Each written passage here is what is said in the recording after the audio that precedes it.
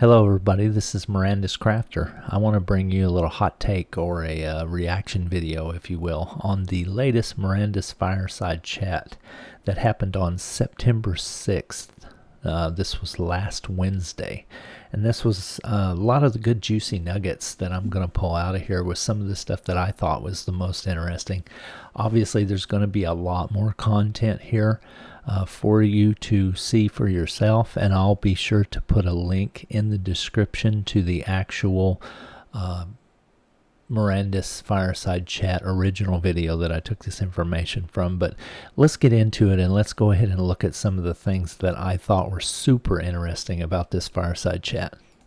First thing let's do is let's do a little head count here and see who we got present. Of course, we got Michael McCarthy.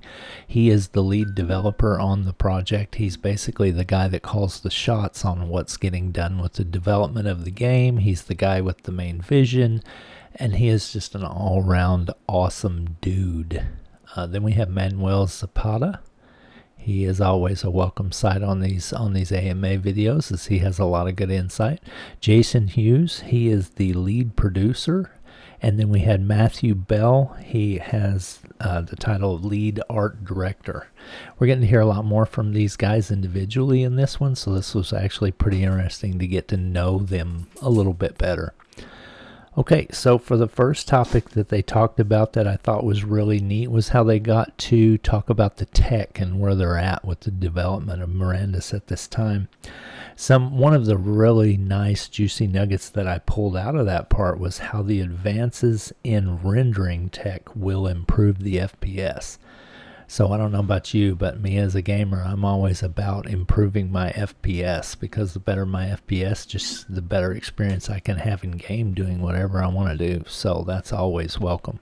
So let's listen to them talk about the advancement in their technology and see, what we can come out of that with. I'm going to show an example of how AI is dynamically. So that was really interesting, the talk about where the technology is at right now. One of the key points that Jason Hughes brought up in the first part of that video was that what he calls the draw call is cut in half with this new rendering tech. And he said what that will do is that will allow a lot lower of a specific type of hardware to run this game. So when the draw call is reduced, that allows lower end hardware to play, which means that the population that can play the game gets bigger, which means that there's more people that we can interact with. That has repercussions throughout the game in many ways. I mean, that can cause you to have a better economy because there's more people to buy and sell to and from. There's more people to interact with in the game as far as grouping, to do content, and all those kinds of things. So this is a big deal, it really is, because whenever you allow more people entrance into your game, that makes the experience for everyone a lot better because there's more people to participate with. So that was super cool.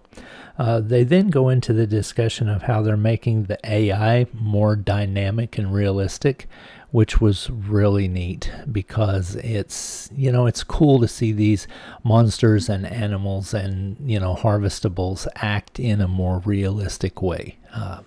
This is one of the things that they've been working on pretty heavy, and they were showing how the wolves will react, the goblins will react. So yeah, let's watch that. Figure out what to do instead of us telling them what to do specifically.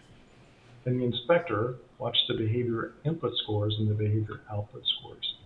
Everything that AIs can do is now prioritized dynamically based on what's happening around them. When they attack, they think about what their health is, how many allies are nearby. When they eat, they wonder how far away food is and how hungry they are. Also notice that herbivores like deer want to stay away from wolves now, and wolves want to stay away from goblins. I'm gonna yoink a goblin here. Yoink a wolf.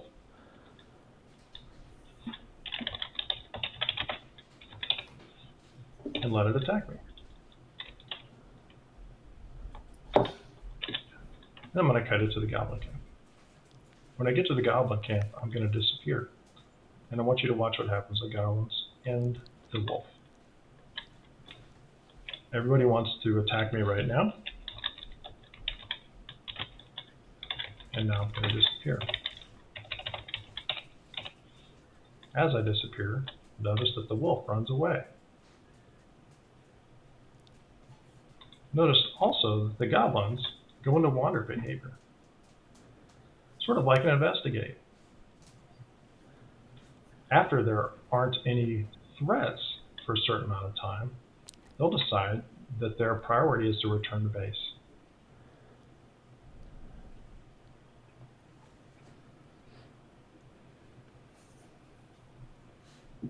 All of this is done with inputs and output weights, where we guide their priorities instead of us telling them what to do. All right, so that was super cool. Obviously, it was kind of at a basic level. I'm sure they're going to flesh out the AI behavior a lot more than that, but you saw how the wolf and the goblins both wanted to attack him. The minute the threat was removed and he made himself invisible, the goblins went back to wandering around and kind of investigating, and the wolf wanted to get away from the goblins because the goblins are a threat to the wolf, so he wants to get away from that. So that's really interesting to see how they've built that in. A lot of games have had this kind of behavior, so it's not like it's a new advanced tech, but it's just cool to see the thought and the care that they're putting into it and how they're working it in. So we're definitely, the game is building. We're adding in more systems, we're adding in more behaviors, we're adding in more functions, and things are getting a lot better. Okay, so one of the next discussions they had is they talked about range combat, and I thought this was pretty interesting because it kind of added in some insight on some mechanics that we already knew about, about how they wanted arrows to be a craftable item and not infinite in your inventory. They showed how you could pick up arrows that have hit the ground and reshoot them. Talked about how some of those types of things would interact with the terrain, like if it was to hit a rock, it might be busted and unusable. Stuck in the mud, you might be able to pick it up and reuse it. So that was a really interesting discussion, I thought. So let's go see that. Okay, here we are at 17:30. To make it so that range combat makes sense on the NPC side. And the problem is, like previously with the last tech test, NPCs didn't really know anything about the world. They had a nav mesh, and the nav mesh was it was quickly thrown together. It's not something we spent a lot of time on.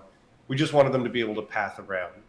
So a few of the things that we did now is, like, we have a real nav mesh, and this real nav mesh is allowing us to have things like bridges and underpasses and multi-level buildings, perhaps. It also means that we have some concept of collision in the server that matches what you see when you're running around playing the game in the client.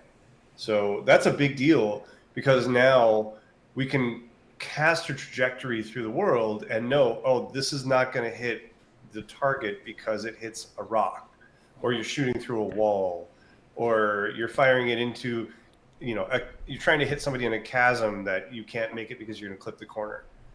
So there's all these different things that we needed to know on the server before we could actually do anything that's really approximate to projectiles. But now that we have that, we can do projectile combat, and it's still pretty early, but it's starting to show some promise. At the very least, this is, I think the video here is, well, there's a couple of videos. There's at least a video here that's going to show what happens whenever arrows become finite, and we're doing that on the client so that you'll run out of arrows. Monsters are probably going to run out of arrows too. Don't know for sure, but the idea that they're going to run out. Well, I don't know. That's a big discussion. That is. Well, imagine what happens if you could sit there and tease out somebody shooting at you for a while, and then he has to switch to melee and then come after you. I mean, that's tough. Yeah, I mean, there is the possibility, guys, that you could run out of arrows. An arrow is shot at you by a goblin. You could pick it up, load it into your bow, and shoot it back, which would be pretty crazy. There's more involved in that, though. I mean, it wouldn't make any sense at all if you could fire an arrow and every arrow would stick in the ground. Doesn't make any sense, because once you've bought 100 arrows or 1,000 arrows, you fill a zone full of arrows, and everyone's going to have an arrow. So some of them have to break. So shattering arrows has got to be a thing. And that's actually one of the things we're working on right now, is to know what the metadata is for the materials in the world, so that we know hardness versus softness and whether it should shatter an arrow or not. So when you embed an arrow in a stone, it's going to break almost certainly. But if you stick it in a person, it might or might not break. Or if you jam it in the mud, it's probably going to be fine. So that's the next couple of steps. We're going to build it. We're going to see if it's fun. But let's roll one of these videos. I think it's video number 3. Yeah? So Jonas talking here, guys, I think. Again, this is just how it starts, guys. This is a thing now can, in the world, engage you in ranged combat. Where in the last tech test we didn't have that. It's going to play a big role in the next one. So we have the new ammo system. Now you can... Now what it looks like is we're going to get into a discussion of how the new ammo system works as far as the arrow slot and the consumption of arrows as you're shooting. So now you can see on the equipment paper doll from the last test we didn't have an arrow slot like this, but now we do. We're going to show the ability of how arrows from your inventory feed that slot and what goes on. So let's watch that. Equip ammo to the ammo slot, and you will be required to have ammo when you fire up your bow. It will now fire the arrow that you have equipped, and you can see that I fired 2 shots. Now I'm down to 3. It was at 5. Now if I fire the last arrow, it will, I'm on my last arrow now. If I fire that, it should automatically try to equip this new stack of 5 of the same type of arrow. So there we go, and it has equipped that new stack. If I fire the last of that, you might have seen that I have another type of arrow here. This is the fire arrow, just for testing purposes. We got it so that we don't auto-equip that different type. That's a design decision so far. So I fire that last arrow. I now have nothing left. It hasn't automatically equipped this. You still see the visual arrow here. This is something we're going to have to fix later, but it won't let you fire. It'll just not produce an arrow when you fire at that point. And now I could equip the new fire arrows here, fire some of those. They look the same visually right now. And if we do a little cheat here, give myself some fire arrows. They're now items you can give yourself. Let's give myself a stack of 5. You can see I've got a new stack of 5 in my inventory. Well, I've got my 7 here. And just like the other arrow, when I fire that last one, it's going to equip the new stack of fire arrows because it's the same type of the last arrow that you fired off. So 3 left. 1 left, and equips that new stack, and that's it. Okay, so that was cool. What that basically showed in a nutshell was that a certain type of arrow will continue to feed the bow, and as you use that stack, you'll continue to reload your bow ammo slot until you get to the point that you use all of that specific type, and then it won't automatically load the other type, because that could be bad. I mean, you could have some cheap arrows and some really, really expensive, possibly some NFT arrows or something like that, and you wouldn't want those to automatically load and get fired when you're just out, you know, trying to kill goblins. You'd want to save that for a boss, and that would be a bad thing. So anyway, that was super cool. One thing that I do really, really, really like about this whole arrow situation is that the mindset that they have about the crafters. It's very, very important to me that the economy is one of their main concerns, and because that's the game that I'm going to be most vested in. So, you know, that's what I'm worried about. You may be worried about something else, but for me, crafting and the economy, obviously, you know, Mirandus crafter, that's my thing. I love to see them take those little steps to make sure that the economy is a big deal for this game. The ability for crafters to have a viable role in the economy is crucial for this to work out well. And one simple fact that arrows aren't infinite. You are required to, obtain them from a crafter that makes them, secures a niche in the market that allows crafters to have a way to be viable in the game, in the economy. So these kind of steps are the awesomest things for me, because I see them taking these steps to improve the economy, and I really love it. My main exemplar, it looks like, right off the bat, is going to be the green cloak, because this is the viable role that I want to fill as far as harvesting wood, creating arrows, and supplying those to the market. So yeah, this is a big win moment for me, hearing them talk about that. Okay, and then we went into a discussion with Matthew Bell, the lead art director, about making the world more alive by including more types of creatures. And this was pretty interesting as well. Let's look at this. We're looking at real biomes in real life, the animals that would live there in real life. And we're trying to figure out like what things make sense in the world. At the same time, as you saw, if any of you guys saw the last presentation with just art, we're talking about like, how do we make sure this feels like the real world, even though it is a hyper simplified style. So we're trying to upgrade the way that we think about the assets going into the game. So all these animals represent a whole new era of creature creation and the way they'll look and perform inside the game. Okay, so that was super cool. Showed some of the new little animal styles that they're thinking about adding. I thought the little frog and the little raccoon were so cute. I don't know. Maybe it's just because I have a lot of raccoons in the area where I'm at now. I think they're hilarious. They always crack me up, and to see them in game is really neat. So the next thing they went to talk about, which I thought was kind of super interesting, was some new looks on the goblins. So let's take a look at that, because I'm loving the direction that the art style is taking in this. And some of these shots on these goblins are just really super cool. Can't wait to see them in game.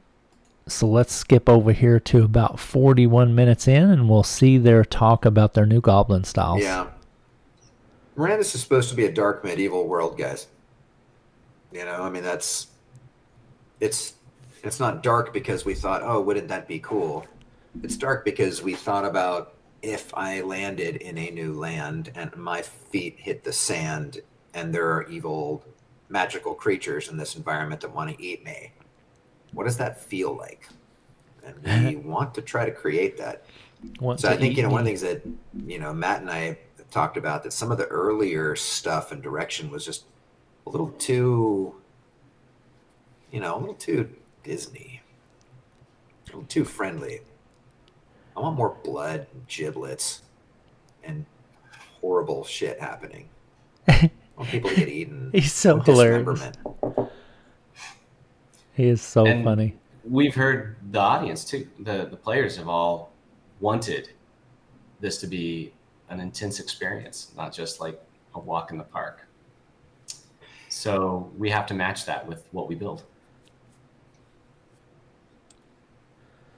So right there's our basic orc that we have now. So Goblin, I mean. Switch. You guys have already seen these. This is but the old look stuff. At this. But now you're starting to see some of our ideas about like, what do we change? How do we upgrade it? How do we create a different sense of tone and feel and gravity with the characters that you're going to see? And now you start to see where we're really going with some of this.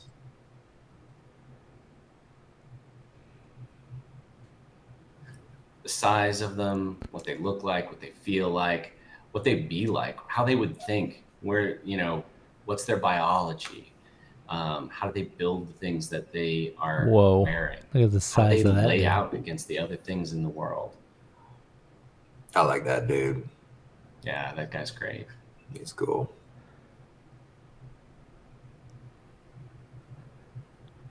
These are going to be important to the experience of how the world itself feels. So we are tipping the top. And that's really super cool. I mean, look at this direction that they're going. This guy is super intense, man. This guy right here. he'd be scary to come up against the way he's looking. He's gonna put that spear through you. That is so cool. So cool. The direction they're taking this. Michael McCarthy's so hilarious. He's like, I want some more crazy stuff going on, some more intense. He's so funny.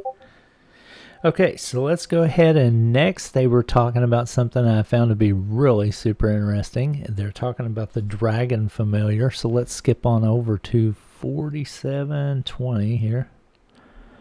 And they're talking about the dragon familiar, and I think this is going to be really interesting to a lot of people, especially the ones that, obviously have all 10 cards to create a familiar in game, because what they're trying to get across to you is this is not going to be some little Disney pet that just kind of flies around and sparkles and looks cute, like a lot of games have a little cute pet.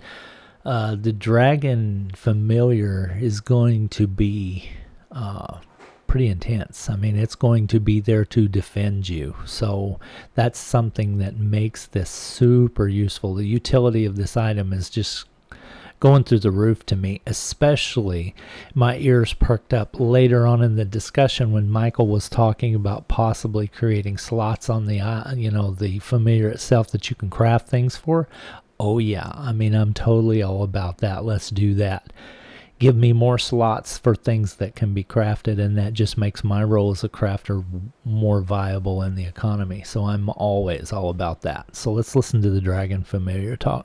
Talking about the dragon familiar a little bit, this is something that I think has been kind of interesting, because the dragon familiar and some of the original Townstar Mirandus skins.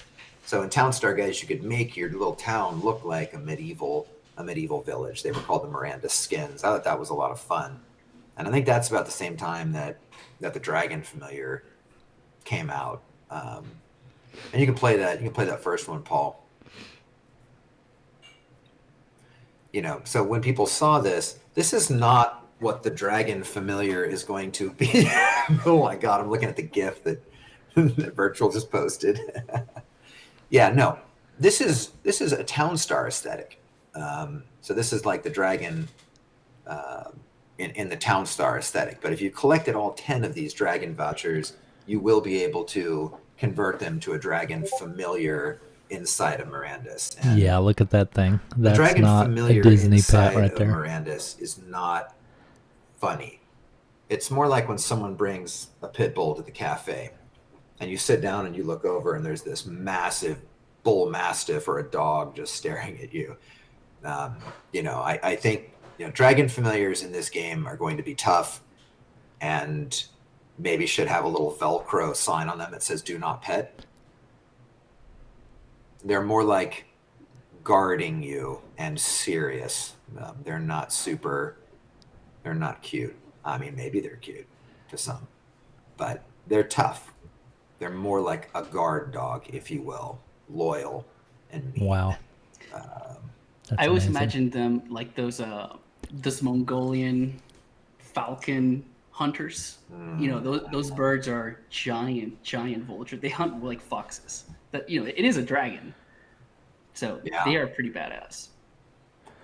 So I like the dragon familiar as a platform, and the dragon familiar is the only familiar that we have planned right now for Mirandus, and it's a hard one to start with too, because there could be flight involved. There could be potentially spells or the ability for it to wield fire of some sort. So I really want to go deep on the dragon familiar over time, guys. Give us time to get it in there, but I'd love it to be a bit of a platform, something you can work on, upgrade. Could you even craft stuff for it? There you go. Could you combine them together? Could you breed them? I don't know. Dawn's not here, guys. Or design director's not here, so we can make up a ton of cool shit. Let's go. That's awesome. But they're cool. But yeah, just that right there where he's saying, could you craft stuff for them? Yes, of course. We want that, Michael, please. If you're listening to this video by some chance, we would love that. Thank you. I need to still working on getting all of my dragon vouchers so I can still have one, because right now I still don't have all 10. So I'm looking at ways to make that happen. So yeah. Okay, so the next obvious thing that just about everybody tuned in for was they were wanting to hear about the Mirandus shipwreck boxes. Watching the chatter on this after this AMA, it looks like they may be delayed a little bit longer than they had thought during this AMA because they want to get Materium worked into the boxes, and that's caused them to have to rethink and retool the mechanics around how you purchase them and how they work and all that stuff. So it may be, from what I saw yesterday, they're acting like it may take them a couple extra weeks or so to be able to make these live. But they have a website available for you to be able to look at that and all that kind of stuff. I'll put that in link in the description to that as well. But they basically announced the price. It is 0.17 ETH each. At today's prices, that roughly works out to about $277 each. Obviously, ETH fluctuates, so that, could be more or less depending on when you listen to this video, but that's a rough estimate as far as how much you're looking at if you're thinking about buying one of those. They seem to have huge potential value because of the land deeds and stuff that could possibly be in them. Obviously, it's a random chance, but it's a decent chance, and there are some items in these boxes that are going to be worth a lot of money. So if you're lucky enough to get one of them, oh wow, you could have a huge ROI on some of these, or you could not, but it sounds like you're going to at least get something viable you could use in game, whether it just be a human exemplar or, something like that. So let's hear what they had to say about that. So we're basically right here where they were talking about it. So we'll just go ahead and continue on with the discussion. This brings us to shipwreck. Yeah, we do have the Mirandus shipwreck coming, guys, and we think it's really cool. It's it's in an effort to be conscious of the state of NFT prices out there on planet Earth. It's not 2021 in that regard, and we want these items in your hands, not ours. The world is richer when they're in your hands. So we've tried to make this cool thing called not yet, Paul. It's called the shipwreck, guys. It's some of those adventurers who went for it but weren't on the King's Galleon, and they were trying to bring over their riches and buildings and deeds and everything to the new world. And of course, it didn't go right for a number of reasons that you will learn in the future. But anyway, it's coming soon, guys. We'll have it up and running, and there's quite a bit of cool stuff in there. Manuel, you want to talk about it while the shipwreck website is scrolling? Yeah, Paul, you want to run that? So, just so you guys are aware, there is a high probability that you would get either a human, orc, or dwarf plus a dragon voucher. That's just the percentages. But there are some pretty awesome things. We got 111 ancient items, elves and lanterns of the sun, 254 ships and docks, 227 legendary items, halflings, majestic buildings, majestic ships and docks. There's 106 land deeds. So there's 12 farming hamlets, 33 outposts, and 61 homesteads. There's 10 full dragon voucher packs, 2 caravels, and of course, there's the 1 town of the Duke. So if you just want an exemplar and a dragon voucher, go to OpenSea. But if you want a chance at any of this stuff, they'll be in the shipwreck. You could actually go right now to the Mirandus website and scroll through that yourself. It's live now. Is it live? Yeah, it's live. Should be live. At Mirandus.game. We were talking about it today, guys. We need a full website redo. Oh, there's shipwreck.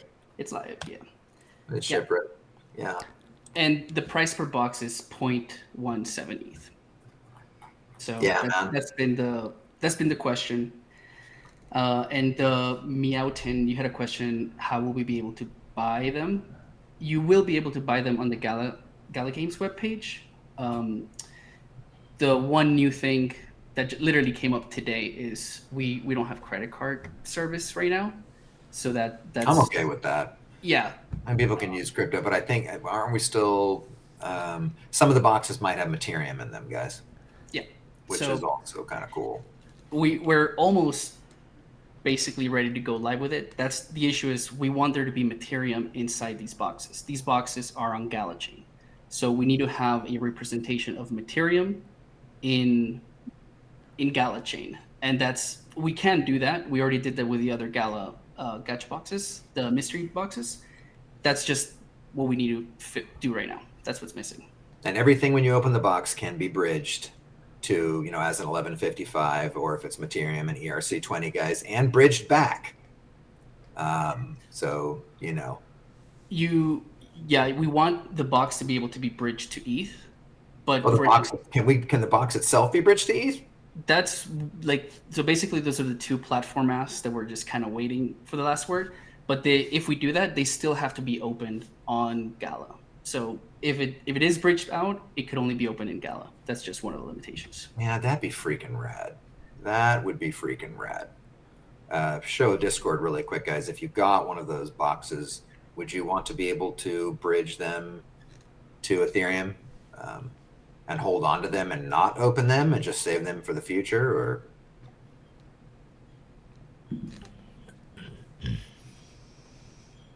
yeah, well, think about that, guys. That can mean the shipwreck boxes be coming out a little later, but I think it's more important that you can just have it and open it, get the items, and bridge the items out. One thing about bridging, guys, you're going to be noticing is, we say NFTs all the time, but, as you guys know, Web3 wise, a lot of these are FTs, really, but not anymore. Like Gala Chain enables us to make these true NFTs and unique, and that is quite powerful for a number of reasons. One of them that I'm pretty hot on is that we can embed data uniquely into these items. And we've been talking about cool stuff that you guys can do, like give you the ability to name your NFT, such that like if you plop down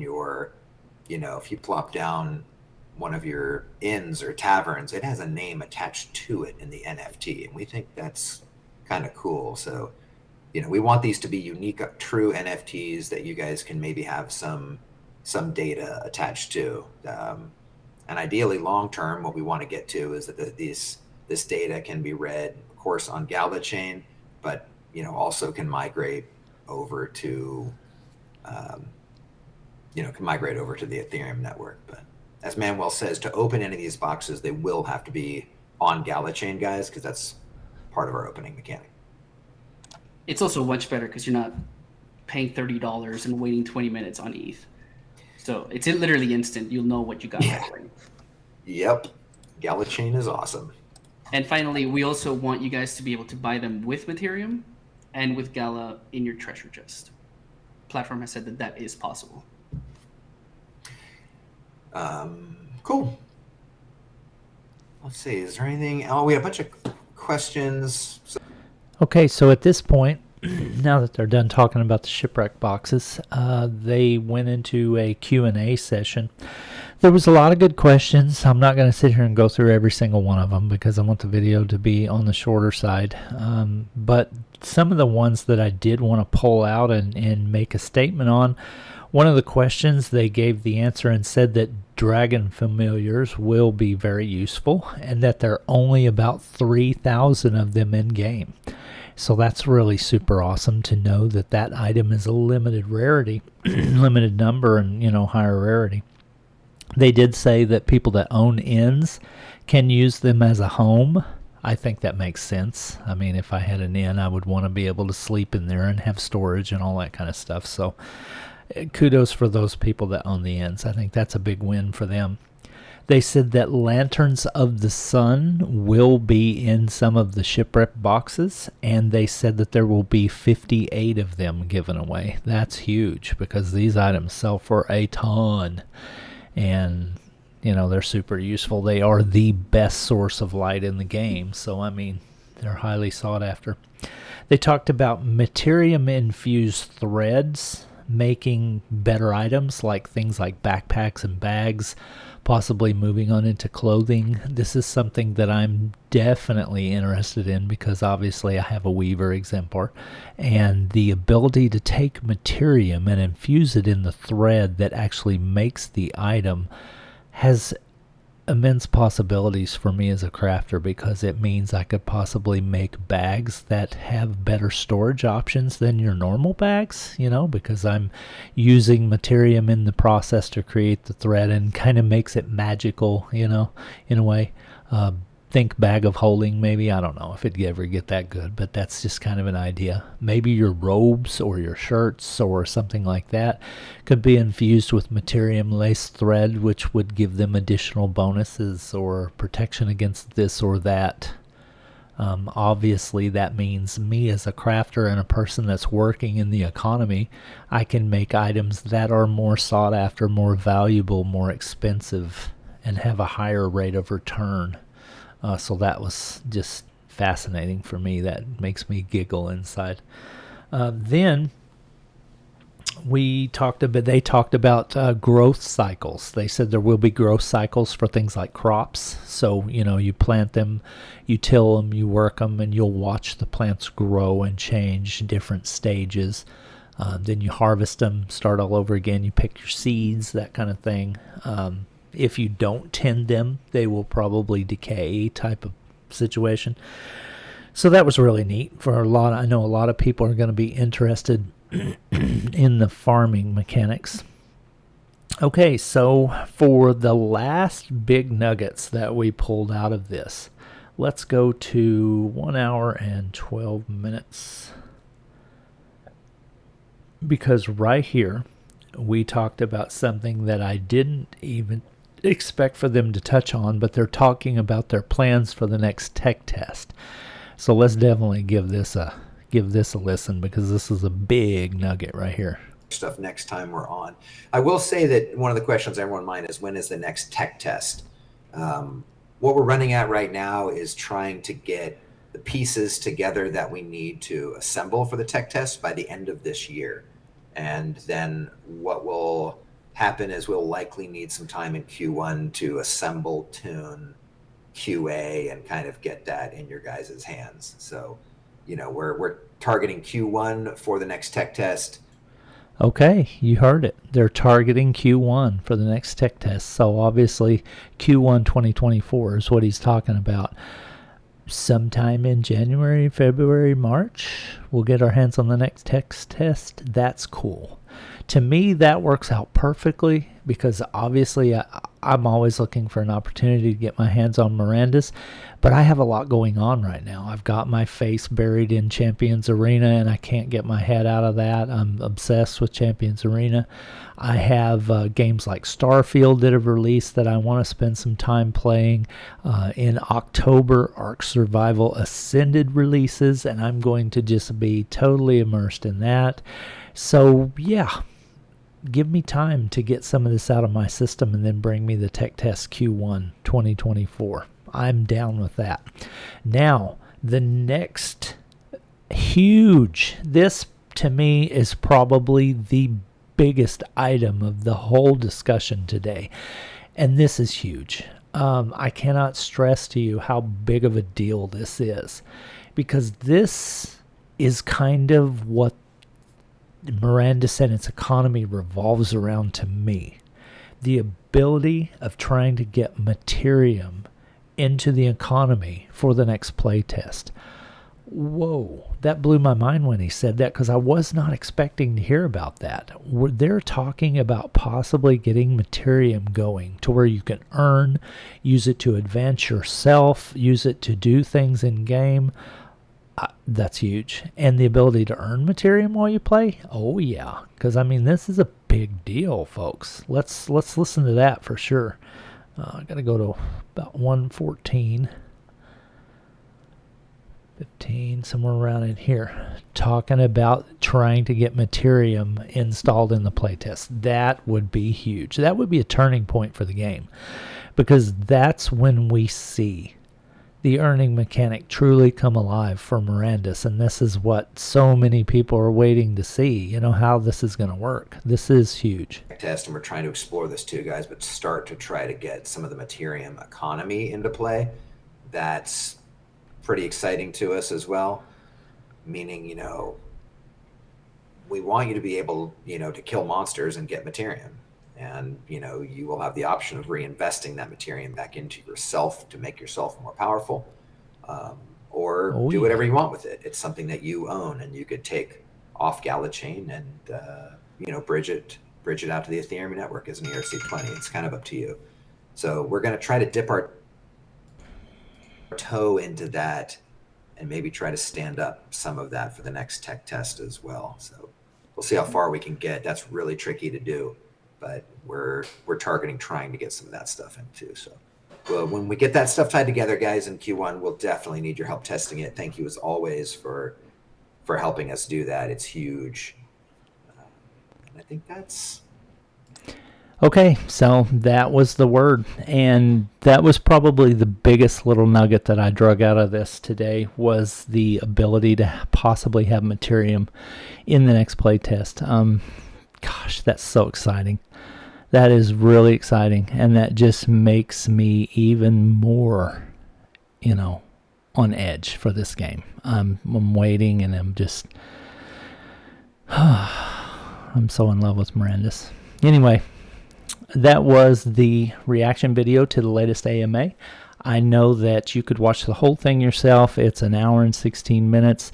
There's a lot more little nuggets that you could pull out of there, but I kind of wanted to talk about some of the main things that I saw in there that I thought were super interesting. And, if you have some other thoughts, please put them down in the comments and let's discuss this stuff. What do you think's important? What did you feel about some of these statements that they made?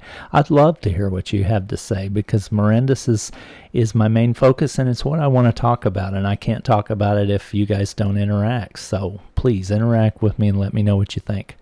Obviously, you can help my content get out to more people if you would like and subscribe and share this video. If you found the content interesting, then hey, do that for me, and that'd be great, and I'll continue to make content for you. All right, this is Mirandus Crafter, and I'm out. Thanks for joining me today. I appreciate your time.